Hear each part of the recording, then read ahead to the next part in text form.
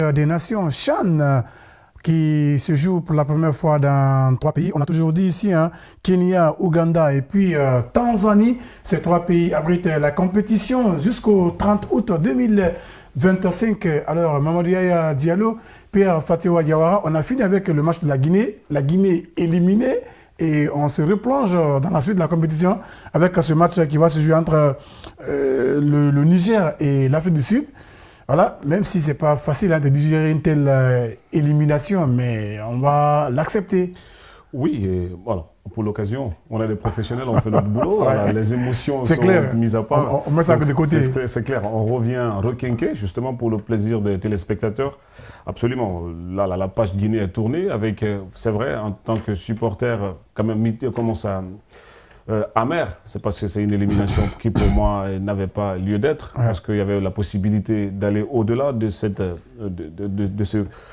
phase de poule.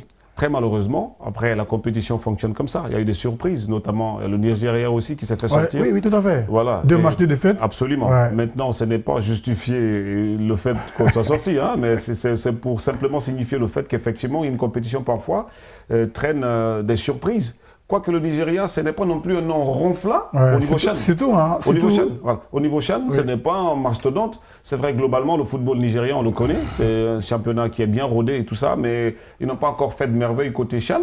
Mais toujours est-il que être battu 4-0 quand même contre le Soudan. C'est tout le Soudan. Voilà, ça, évidemment, ça a été une douche froide. Ça a créé une grosse surprise. Et je crois qu'il peut y avoir séisme chez eux là-bas, connaissant des pays qui tout de suite réagissent à chaud. Mais alors, pour parler de la Guinée, c'est une page qui est passée. Mais on va continuer de parler de ce CHAN-là avec grand plaisir. Ouais. Le match qu'on va vivre tout à l'heure, absolument, c'est le Niger, sorti aussi de la compétition et qui livre un barreau d'honneur. Seulement, je sens de l'émotion sur le visage de Yaya. C'est pas tel. Non, pas du tout. Moi, je ne suis pas du tout surpris.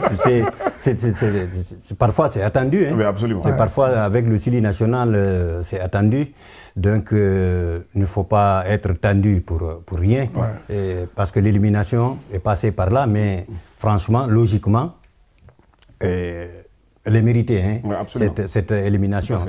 Ce qu'on a vu de cette équipe depuis le début de la compétition, jusqu'à maintenant, jusqu'à aujourd'hui, franchement, ça n'a pas produit grand-chose. Ça n'a pas été étincelant de la part du Sili national de Guinée. Le football champagne que nous connaissons de la Guinée, on ne l'a pas retrouvé, franchement. Donc, on a perdu l'ADN même de notre football. Tout à fait. Je pense qu'il faut repenser complètement le football guinéen. Et ça va passer par le championnat. Parce que, vous avez vu, ça, c'est le niveau des championnats. Le CHAN reflète le niveau du championnat de chaque pays. Ça reflète le niveau du championnat de chaque pays. C'est ça. Parce que c'est les joueurs qui évoluent dans les différents championnats qui se retrouvent pour jouer cette compétition. Bravo à la CAF pour avoir initié une telle compétition. Tout à fait. Depuis 2009 maintenant, ça dans la 8e édition. La 8e édition, parce que regardez un peu, ça c'est une compétition franchement qui est venue à point nommé. Regardez le Sénégal, l'équipe qui est venue prendre la coupe en 2021 ou 2022, il n'y a qu'un seul survivant. Un seul rescapé, c'est Koité. Tous les restes sont partis. Sont partis parce qu'ils ont eu des opportunités en Europe. Tout à fait, qu'ils ont exploité, qu'ils ont passé. C'est ça. D'accord. Donc, quand vous venez dans une compétition de ce genre et puis vous vous faites ridiculiser de la sorte, franchement... Et de toute façon, on va se retrouver en Guinée pour tirer les leçons par la plus belle des manières pour essayer d'avancer, parce que c'est le football guinéen qui doit gagner dans cette situation. Donc on va se replonger dans le match du jour. Et c'est le match chez Niger-Afrique du Sud. Dans cette poule C, il reste 3 matchs, 3 finales à disputer, parce que Niger-Afrique du Sud, et dernière journée, il y aura Afrique du Sud, Ouganda et Algérie contre le Niger. Et 3 pays pour 2 places. Ça va être chaud, on l'a dit, jusqu'à la fin de cette compétition. Non, mais c'est clair. Moi, si je l'ai dit, c'est pour la beauté de la compétition. C'est vrai, parfois, on nous offre des compétitions, peut-être avant d'aller même, le dernier match, le verdict est déjà dit. Quand c'est comme ça enlève tout goût même à la compétition. Mais allez, c'est beau de voir comme ça, le suspense reste jusqu'à la dernière journée. Maintenant, ce match-là, la bataille commence dès maintenant. Maintenant que l'Algérie a fait le faux pas, moi je considère ça comme ça. Non, c'est un faux pas, c'est un faux pas. Vu l'ambition que le pays a dans cette compétition, voilà, c'est un faux pas. C'est un faux pas. Et sachant que le concurrent direct va être l'Afrique du Sud et peut-être et l'Ouganda qui a montré tout de suite les dents dans cette compétition-là. Je pense que c'est à partir de ce match-là, parce que jusqu'ici, le Niger s'est révélé quand même être l'équipe gagne-point de toutes les autres. La Guinée a battu le Niger. L'équipe la plus faible. Voilà, comment je veux dire ça. L'Ouganda a battu le Niger. Et donc l'Afrique du Sud, j'imagine qu'elle ne va pas déroger à la règle ce soir, pour se mettre en tout cas à l'abri vis-à-vis de l'Algérie et de l'Ouganda. Et quand on sait que oui, pour l'Afrique du Sud, la dernière journée va être quand même le pays hôte, ça risque d'être très compliqué. Donc j'imagine ce soir-là, ils vont mettre les bouchées doubles pour s'assurer une belle avance. Et ça va être difficile face à une équipe déjà éliminée qui va jouer pour l'orgueil, qui va livrer un barreau d'honneur. Je pense que la pression, on est libéré. Et quand c'est comme ça, vous jouez des équipes totalement libérées qui ne jouent aucun enjeu et qui sont libres dans la tête. Parfois, c'est compliqué. Vous compliquez la tâche. Mais comment vous trouvez l'issue de cette rencontre entre le Niger et l'Afrique du Sud tout à l'heure? Sauf surprise. Moi, je ne vois pas cette équipe du Niger qu'on a vue jusqu'à maintenant là venir à bout de cette équipe sud-africaine. Je dis bien sauf surprise, parce que c'est le football, ça peut arriver. Mais regardez, cette équipe sud-africaine, je le disais tantôt, c'est une équipe, l'entraîneur, le choix tactique de l'entraîneur, c'est en fonction de l'adversaire. Contre la Guinée, c'était 4-4-2. Alors, l'équipe a gagné. Contre l'Algérie, parce que c'était un adversaire costaud, il a pratiqué le 4-2-3-1. Oui, 4-2-3-1, oui, c'est ça. 3-1 contre l'Algérie. Oui. Mais ce soir, contre le Niger, c'est 3 défenseurs, 4 milieux et 3 attaquants. Ça veut dire qu'il a envie de marquer, de gagner. Ça veut dire qu'il a envie de gagner, il a envie d'étouffer cette équipe du Niger pour aller chercher les buts et puis les points. Vous avez vu les deux attaquants, Maema et Koutemela, qui ont joué devant contre le Syli national de Guinée et qui ont marqué, les deux ont marqué. Ouais, ils sont là. Ils sont là. Mais Maema est descendu d'un cran. Il a quitté l'attaque pour venir au niveau du milieu parce que c'est un joueur qui a une technique au-dessus de la moyenne. Donc il est capable de créer. Voilà pourquoi il a ramené au niveau du milieu. Donc je pense que cet entraîneur-là, moi franchement, il est en train de m'émerveiller dans cette compétition. Parce qu'à chaque fois, il propose quelque chose. Et puis il a les hommes pour animer sa tactique, pour animer son système. Bien sûr, bien sûr. Donc l'Afrique du Sud, c'est une équipe qui sait subir les assauts de l'adversaire sans pour autant trembler. Jusque-là, c'est ça. Et puis, c'est une équipe qui gagne, qui marque beaucoup de buts quand elle est dominée. Puisque contre l'Algérie, elle avait dominé l'Algérie, 53% de possession. Mais c'est un but partout. Mais contre la Guinée, elle a subi le poids du match contre la Guinée, 64%. Et au bout du compte, c'est 2-1. Donc je pense que c'est une équipe à craindre, une équipe gazelle, c'est-à-dire au fil des minutes, l'équipe monte en puissance. Et puis, il y a des attaquants qui sont chirurgicaux. Donc ça, ils ne tergiversent pas devant le but. Et c'est ce qu'on demande aux attaquants, c'est de marquer des buts. Par contre, ce soir, je pense que la dynamique va être un peu différente au regard de l'adversaire qui n'est pas forcément bling-bling. Alors, entre guillemets, maintenant, on attend de voir le match, comment il va démarrer.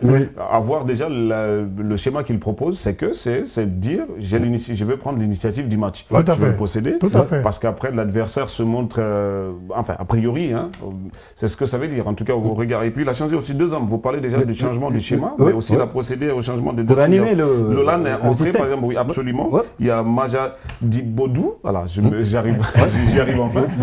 Mais aujourd'hui, quand même, je suis presque certain qu'on va voir une Afrique du Sud qui va posséder le ballon, qui va imprimer la marque et qui va vouloir dicter tout de suite le temps de la rencontre. Et ça, c'est logique, parce que contre la Guinée, c'est vrai, c'est une belle nation de football. L'Algérie, c'est un adversaire redoutable. comme je l'ai dit, le Niger, c'est le petit poussin du groupe. Oui. Et donc, ce serait quand même illogique que ce soit à l'Afrique du Sud de subir et puis de marquer. Maintenant, quand le match commence, après, on a des tactiques avant-match. Et on s'adapte aussi à la réalité de l'adversaire. Surtout quand vous prenez un peu les statistiques de l'équipe du Niger dans cette compétition, hein, c'est 2 matchs joués, pour le moment aucun but marqué, 3 buts encaissés. C'est les statistiques en tout cas qui ne sont pas favorables à l'équipe du Niger. Oui, ben, c'est une équipe aussi qui joue avec 4 défenseurs, 3 milieux et 2 attaquants. Oui. Mais les attaquants, nous et Lookman, c'est des attaquants qui marchent carrément dans la surface adverse. Aucun but marqué. Donc ça ne produit pas du jeu avec cette équipe du Niger. C'est pourquoi je le dis, ça serait une surprise que cette équipe arrive à bout de l'Afrique du Sud. Ouais, surtout que l'Afrique du Sud sait que l'Afrique du Sud a son destin en main. Bien sûr, c'est différent du Chili national de Guinée. L'Afrique du Sud, au classement, pour le moment, c'est 4 points. Espérant une victoire aujourd'hui, ça va faire 7 points. Ça va faire 7 points. La finale, la dernière journée, ça va être contre l'Ouganda, le pays hôte. Le pays hôte. La pression du public et tout, mais tout passera par aujourd'hui. Aujourd'hui, absolument, absolument. Et je ne sais pas si je risque pas de dire n'importe quoi. Pour l'instant, ce ne serait pas le Niger qui a l'équipe à ne pas avoir marqué dans cette compétition-là. Je suis presque certain, le temps de revoir nos statistiques, justement pour parler un peu de l'inertie de l'attaque. Parce que c'est vrai que c'est 2 matchs. Ils en ont encore 2 autres, peut-être pour apporter le démenti par rapport à ce qu'on a dit, mais d'ores et déjà, pour le moment, c'est craintif. C'est la triste réalité. Ouais, absolument. Et alors, pour parler maintenant de confrontation entre, par exemple, ces 2 équipes-là, ils ont eu à jouer dans le CHAN de 3 matchs. 2 victoires pour l'Afrique du Sud et nul pour le Niger. Et ce nul qu'ils ont eu les avait permis de se qualifier en 2011. Okay. Ça justifie encore le leadership de l'équipe sud-africaine dans cette rencontre qui va se jouer. Oui, mais c'est une question de niveau, Mamoudou. C'est une question de niveau de championnat. Le championnat sud-africain, c'est parmi les top, le top 12 des meilleurs championnats. C'est l'un des plus grands championnats d'Afrique, là on est d'accord. Voilà, c'est l'un des plus grands. C'est clair, mettez au top 12, d'accord, mais pour être encore plus précis, le top 5 africain. Le top 5, carrément. Après l'Égypte, l'Algérie, peut-être le Maroc. Voilà, le Maroc, mais c'est l'Afrique du Sud. L'Afrique du Sud qui a son sein même des joueurs sud-américains qui viennent parfois de la Nouvelle-Zélande, je ne sais pas, de l'Australie. Il y a plein de joueurs de ce genre-là. On a nos compatriotes qui jouent là. L'ancien joueur gardien du Orea, Kanté, dans cette aventure. Et même Boniface Abba joue dans ce championnat-là. C'est un championnat professionnel. Mais en tout cas, pour le moment, le classement donne ce qui suit. L'Angola, l'Ouganda, qui a 6 points. Et puis l'Algérie qui est 2e avec 5 points. Les Sud-Africains sont pour le moment 3e avec 4 points derrière la Guinée et le Niger déjà éliminé de la compétition.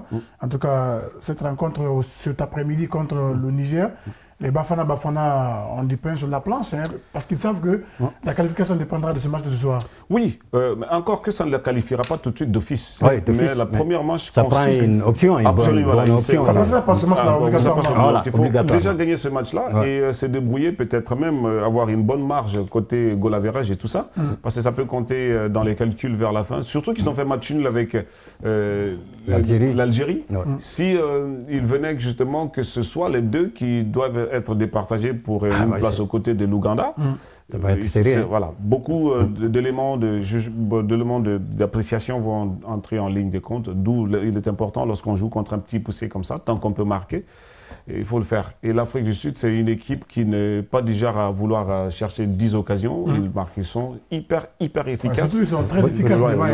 C'est pourquoi il faut vraiment... C'est pourquoi ils doivent marquer beaucoup de buts, comme il a dit. Parce que si le duel c'est entre l'Algérie et l'Afrique du Sud, d'abord les 2 ont fait match nul, un but partout. Donc sur le plan le goal average particulier, il n'y a pas de souci, ils se neutralisent. Maintenant, le goal average général va compter. Donc il ne s'agit pas seulement de marquer.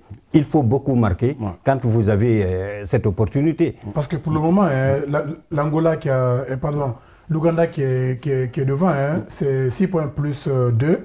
Et puis l'Algérie à 5 points plus 3. Et l'Algérie à 4 points plus 1.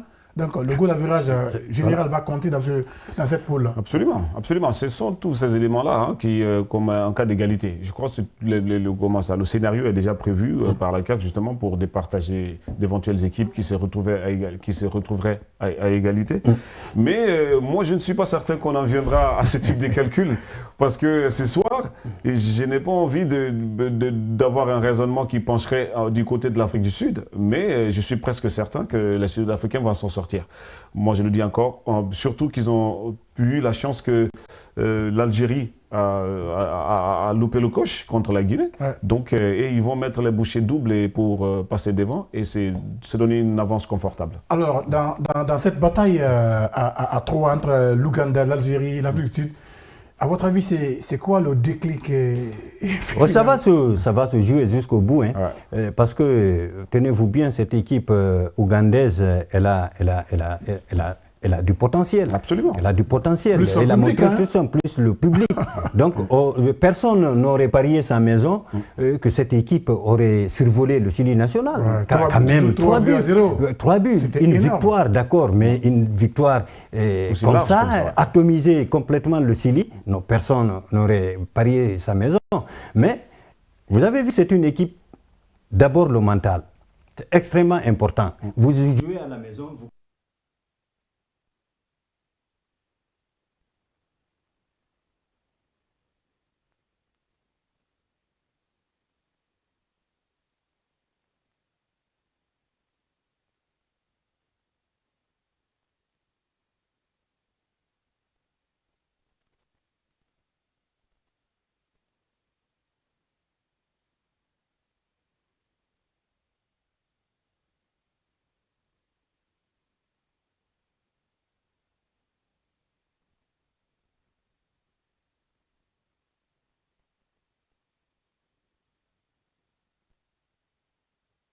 Sud et peut rivaliser avec l'Algérie, surtout que l'Algérie a été bloquée par le Chili national de Guinée.